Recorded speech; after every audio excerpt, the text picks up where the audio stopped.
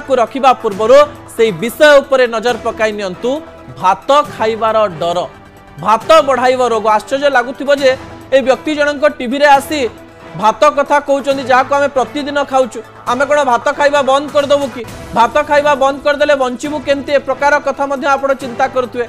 ओडिया लोक भात खाइबा को भारी भल पांती आइंस टिके हेई गले भातर परिमाण आपे आपे बढ़ी जाए। घरे घरे आपण सुनिथिबे माँ बापा माने कहंती भात टिके भलरे खा किंतु आपण जानी आश्चर्य हेबे भातर परिमाण जानी न पारिले अर्थात गोटे थाली रे केते भात रहिबा दरकार जानी न पारिले अनेक गुड़िए रोग आपण को माड़ी बसिबो। ए तथ्य मु दौ नाही किंबा अमेरिकार कोनोसी रिसर्च दौ नाही ए तथ्य Indian council of medical research ICMR दउछि। आईसीएमआर 13 वर्ष पर गोटे सुस्थ थाली केमिति हवा दरकार ताकू नहीं तथ्य प्रकाश करिछि। सुस्थ थाली केमिति हवा दरकार ताकू नहीं से तथ्य प्रकाश करिछि। गोटे थाली रे 45% भात रहिबा दरकार बोली आईसीएमआर कहछि। 45% भात रहिबो 15% आमिष बा डाली रहिबा दरकार। आमिष अर्थात किछि भी हेई पारे डाली और आमिष को बा एथि पई कहा जाउछि किछि प्रोटीन रो आवश्यकता रहिछि आउ 40% परिबा रहिबा दरकार वेजिटेबल रहिबा दरकार बोली आईसीएमआर कहछि।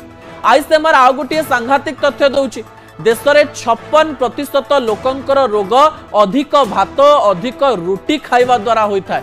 थरे थरे जणे व्यक्ति जानि पारेनी ता शरीर रे हेउतबा अनेक कष्ट पाई दायी किए भात एवं रुटी रे मध्य कार्बोहाइड्रेट रो परिमाण थाए।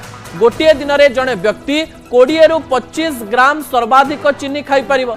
अधिक भात सहित अधिक मीठा खाईदेले ए कथा ए घटनाटी विपदमय हेई पारे। ते खूब शीघ्र उच्च रक्तचाप आपणकर बढ़ी जाई पारे।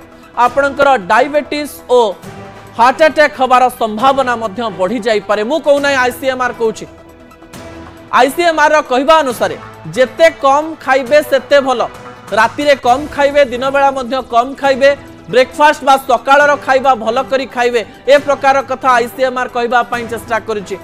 खाइबारे परिबा और फलर परिमाण बढ़ांतु ए प्रकार कथा मध्य आईसीएमआर कहबा पई चेष्टा करिछि।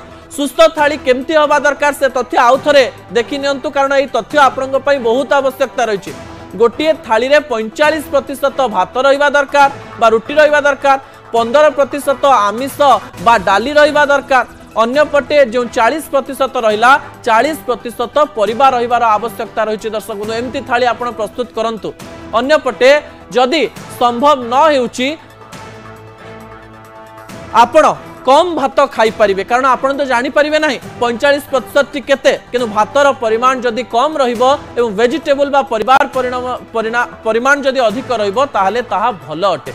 अन्य पटे आईसीएमआर जो तथ्य देछि आ गोटे कथा मध्ये कहबा पई चेष्टा करिछि जे घरे माटी पात्र रे रोषेई करबा पई परामर्श देछि आईसीएमआर। आउ गोटे तथ्य अनुसार ओडिशा और पश्चिम बंगाल लोक अधिक भात खाती तेणु 40 वर्ष पर किछि जनकर पेट बाहरी जाए। अधिकांश लोक उच्च रक्तचाप और 5% लोकंकर हार्ट अटैक रो शिकार हबार दृश्य मध्ये सामना को आसीछि। सेहिथि पई किए अधिक भात बाढ़ी देइथिले थाली को देखंतु और मो खबर टिकु टिके मने पकांतु। असल कथा को एठी रखुछि। आसंता काली पुणी थरे राति 8 रे देखा हवा असल कथारे अनेक गुड़िए रोचक एवं गुरुत्वपूर्ण खबर सहित।